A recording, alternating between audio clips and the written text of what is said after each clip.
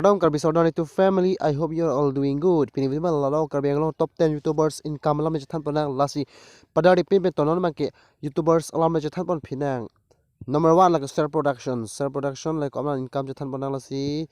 Number 1 monthly incomes 45,765. Number 2 karbi entertainers. Number 2 bang kana jathan panang don to monthly incomes 19,995. Lapen non jathan panang number 3 Karbiang long life monthly income 18,970. Lapen number 4 LST Enterprise. Labang ko ama jathan panang de don to monthly income lake 14,541. Lapen number 5 Cut News. Cut News bang jathan panang ko ano Cut News bang ke monthly income 14,013 rupees. Toh number 6 lang panang news fast Karbiang long lake 12,230. Lapen number 7 like Genu Blogs. Number 7 Genu Blogs lo. Jathan panang lakukan ma monthly income 7,499.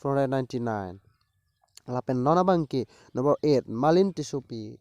Number 8 abangki Malin Tisupi lo lapen income jathan panang 5,500 lo monthly income.